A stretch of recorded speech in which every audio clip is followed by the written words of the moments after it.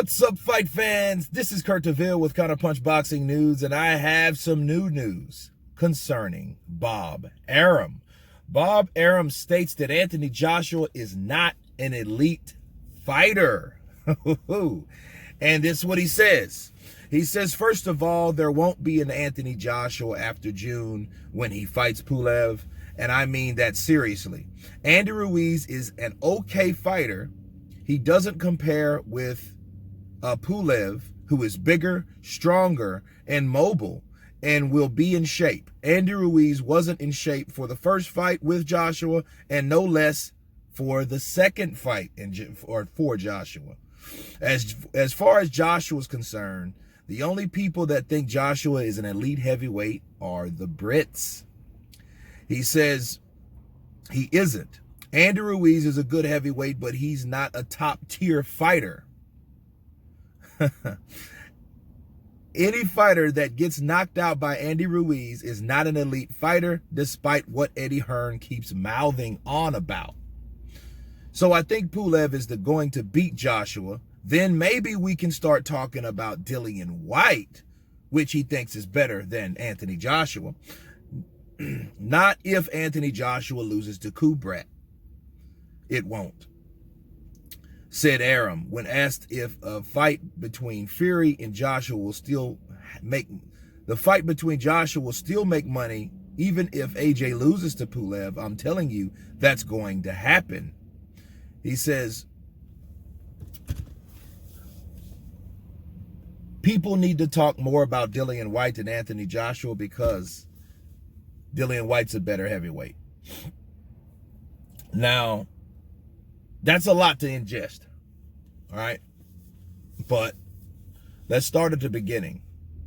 You're basing a fighter's elite level or status on who he lost by, okay?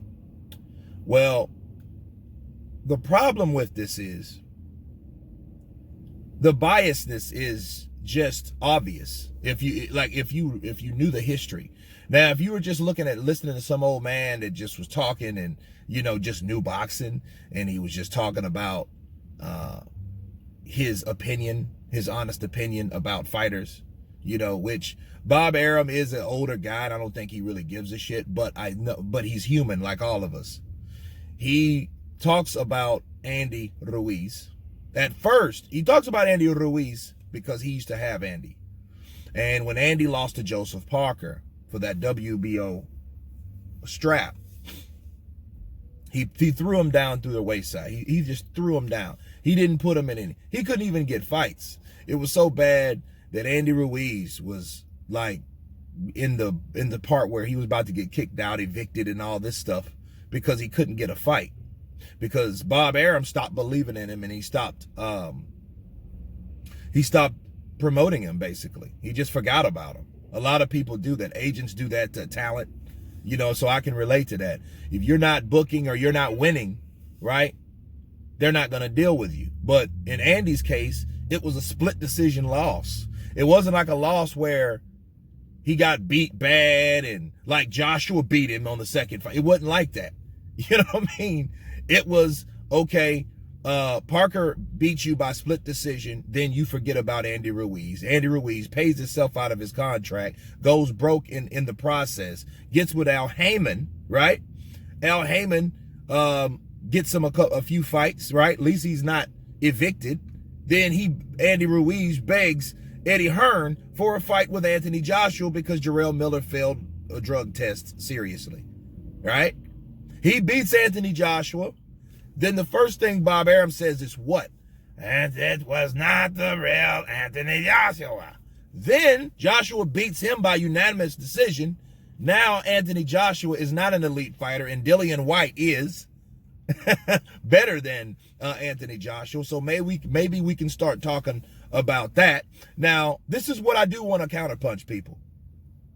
I do want to counterpunch the reality of the star power of Joshua versus Dillian Whyte, okay? The resilience of Dillian Whyte. Dillian Whyte's that kind of dude. He's fighting all these fighters that, other fighters that don't want to fight, like Tyson Fury and, You know, a lot of guys are avoiding, and Dillian White's fighting these dudes, you know, or he wants to fight these dudes, and they don't want to even fight them. So I think Bob Arum's onto something where maybe as fight fans, we need to really appreciate Dillian White, because at least he is fighting these top fighters. You know what I mean? If you scratch out Wok, right?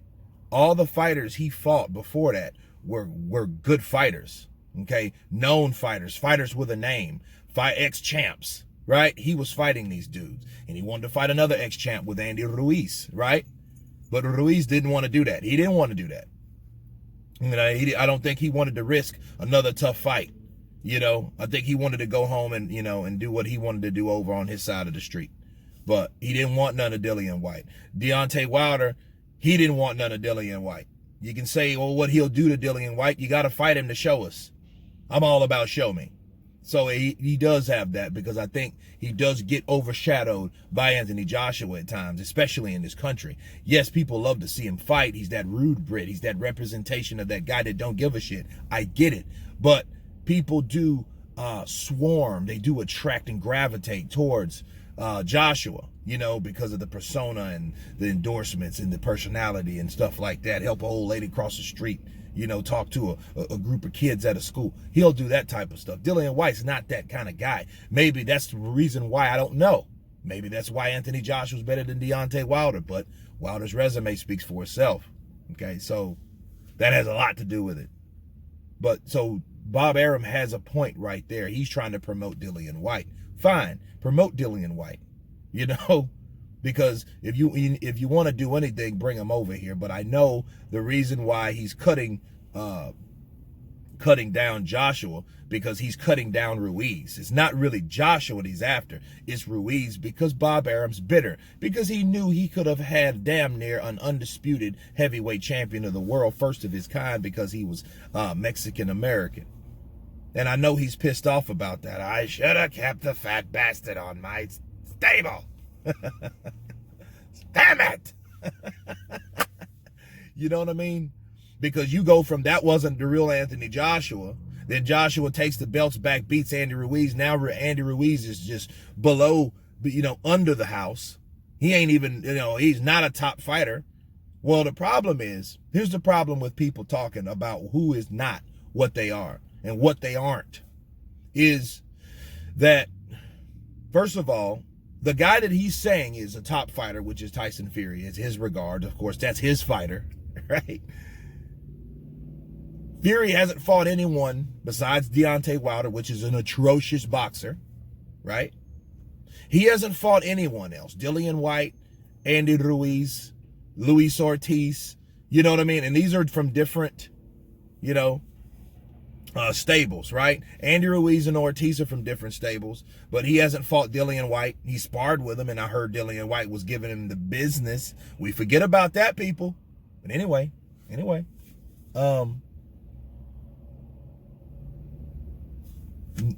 Joseph Parker, he hasn't even beat Joseph Parker. Now, you can have an argument that Tyson Fury was better than all those dudes based on what? Because he beat Joseph Parker beat Ruiz, Ruiz beat Joshua. I get that, but that didn't happen. He didn't fight any of those dudes, and that fight won't happen because they're quote-unquote brothers. They'll never fight each other, right? Now, Joseph Parker said he'd probably fight him for the right amount of money. I'm talking about Tyson Fury, but who knows? Anyway, I think that comes from the bitterness of Joshua, but he believes Pulev will knock out Joshua, right? But he is right. If Pulev does beat Joshua, Fury and Joshua will still sell, because people will want to see Joshua fight anyway, right?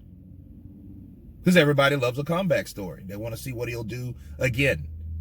He can beat him, he underestimated him, and I think, honestly, that's what happened in the Ruiz fight. But to call Ruiz not a top fighter, Ruiz showed you he was a top fighter, but he also showed you his flaws during the whole saga between him and Anthony Joshua. During the rivalry with those two guys, those two chapters, he showed, like, yeah, he's fast, he's quick, but he also showed he's not disciplined. So he needs to work on discipline and things like that. you know, but to call him not a top tier fighter just because you used to have him on your stable and you let him go, you know, that's on you. That's not on anyone else. And, you know, and I would think that Bob Arum is one of those guys that he knows he wants the top guys. He scuffles for these top guys. Teofimo Lopez, Vasily Lomachenko, you know what I mean? He goes for these top guys, right? So he has Tyson Fury now. So basically it's all about promoting who's in your stable, you know, and cutting down who it is. And the only thing I can say about that, Joshua hasn't ever fought Tyson Fury either. So you have these guys saying what they're not, but all these guys eventually have to fight each other. So what Bob Arum is saying is only based on the fact that Ruiz beat Joshua. It makes no sense.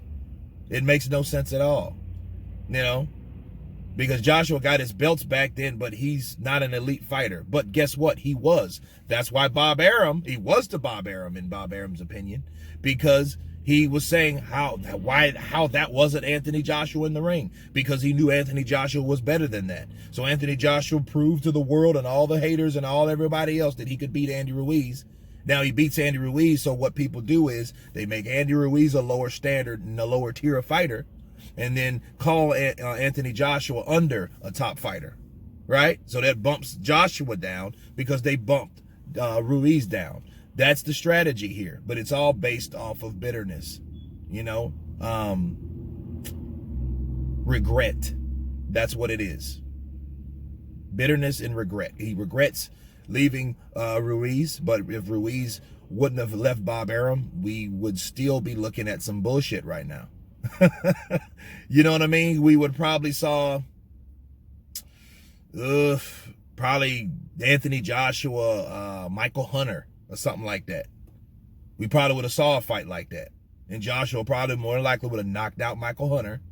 And then we wouldn't have seen anything like we saw last year. We wouldn't have seen a comeback story. We wouldn't have seen a person took his first loss, you know, and dealt with that, built himself back up, got the belts back where he lost the belts. We wouldn't have saw any of that. But of course, if Ruiz was still with Bob Arum, that's what we would have saw, right? So anyway, it was a good thing that Ruiz left Bob Arum, but Bob Arum's throwing shade because he's still mad at Andy Ruiz. Because, and you look at it now, I mean, he was dogging Andy Ruiz when he won. Now he's dogging him more because he lost. That's pretty much the gist of it. But to call Anthony Joshua a non-elite fighter is bullshit, really. You know, that has to come with process of elimination. We have to see these fights to see who's on top. And that's the real. But anyway, you guys tell me what you think about Bob Arum's comments. Of course, please subscribe. And you guys been Counterpunch. Peace.